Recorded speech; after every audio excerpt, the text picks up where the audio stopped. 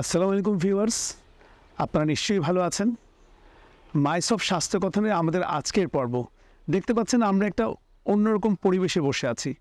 চারপাশে গাছপালা দেখা যাচ্ছে এবং একটা রৌদ্রোজ্জ্বল দিন আপনারা দেখতে পাচ্ছেন। তো রৌদ্রোজ্জ্বল দিন, জ্যৈষ্ঠ মাস চলছে, সময়টা গরমের। আর তাই আজকে আমাদের এবারকার পর্ব আমরা করছি গরমে শিশুর যত্ন।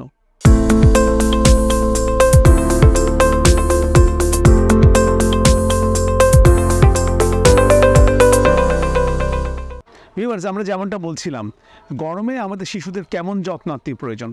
আপনারা জানেন যে আমাদের আবহাওয়া কেন্দ্রিক আমাদের সব কিছু একটু বদলে যায়। যেমন আমরা গরমের সময় কিন্তু কী করি, আমরা গরমের তাপদাহের কারণে আমরা বেশি ঘেমে যাই। তাহলে আমরা আমাদের শিশুদেরকে বাড়ির বাইরে রোদের মধ্যে দিনের বেলা খেলতে আমরা বিরত রাখতে পারি।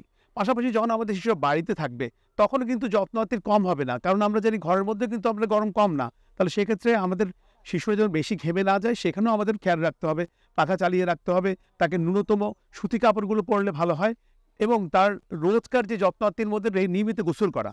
সম্ভব হলে রাতের বেলাও একবার গোসল দিলে শরীরের লোমকূপের গোড়াগুলো আমরা ঘষে ঘষে দিই, তাহলে আমরা দেখতে পাবো যে গরমের কারণে যে রোগগুলো হয় তা থেকে আমাদের শিশুদের আমরা রক্ষা করতে পারবো। ভিউয়ার্স, আমরা এ প্রসঙ্গে বলতে পারি যে গরমের কারণে আমাদের শিশুদের কী কী রোগ হয়ে থাকে। গরমে মূলত যে রোগগুলো হয় তার মধ্যে একটা অন্যতম হচ্ছে হিট র্যাশ, গরমের মধ্যে ফুসকুড়ি, যেটাকে আমরা অনেকে বাংলায় ঘামাচির মতোই বলতে পারি। তাহলে ভিউয়ার্স, এই যে র্যাশের কথা বলছি, তাহলে র্যাশগুলো কোথায় হচ্ছে? লোমকূপের গোড়ায় গোড়ায় হচ্ছে। তাহলে আমরা যদি রোজ শিশুকে গোসল করাই, একটু ঘষে ঘষে লোমকূপের গোড়াগুলো যদি পরিষ্কার করে দিই, সম্ভবত যদি দুবার করে গোসল করাই, তাহলে হয়তো দেখা যাবে যে হিট র্যাশ থেকে আমরা আমাদের শিশুদের রক্ষা করতে পারবো। পাশাপাশি যে শরীরে যে সমস্ত জায়গাগুলোতে শরীরের কাপড়গুলো লেগে থাকে সেখানে আমরা যদি একটু খেয়াল রাখি, মূলত সেই লেগে থাকা জায়গাগুলোতে এই র্যাশগুলো আমরা বেশি দেখতে পাবো। তাহলে আমাদের পরিধানের কাপড়টা কেমন হতে হবে? একটু সুতি কাপড় হলে ভালো হয়, পাতলা হলে ভালো হয়, যাতে করে পর্যাপ্ত বায়ু চলাচল করতে পারে।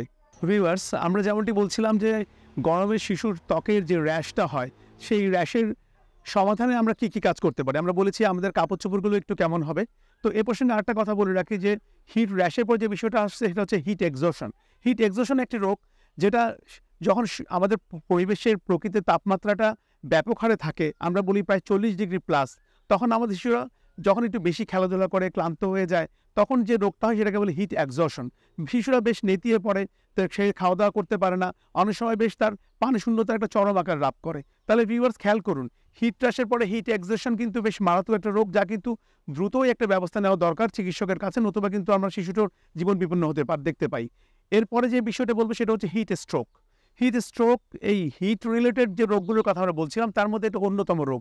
এটা কিন্তু ভীষণ অন্যরকমভাবে প্রকাশিত হয়। যেমন ধরা যায় শিশুটি কিন্তু ঘাম আর হবে না, শিশুটির শরীরটা ঠান্ডা হয়ে যাবে। যেখানে আমরা বলছিলাম শিশুটা শরীরের তাপমাত্রা বেড়ে যাচ্ছিল, এখানে শিশুটির তাপমাত্রা কমে গিয়ে ঠান্ডা হয়ে যাওয়া, শিশুর স্বাভাবিকভাবে শিশুর নড়াচড়া একদম কমে গিয়ে নির্জীব হয়ে যাওয়া, অনেক সময় শিশুর মাথা ব্যথা, বমি হওয়াও দেখতে পাওয়া যায়।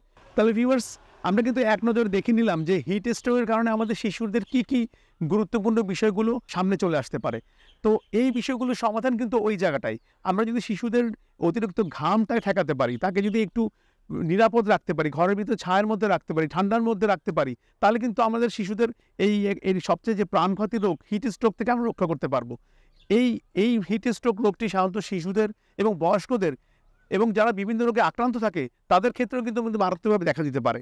ভিউয়ার্স, আমরা যেমনটি বলছিলাম, গরমে শিশুর বিভিন্ন অসুখ বিসুখের বিভিন্ন কারণ নিয়ে কথা বলছিলাম। যেমন হিট র্যাশ বললাম, হিট স্ট্রোক সম্পর্কে বললাম, হিট এক্সজস্টন সম্পর্কে বললাম।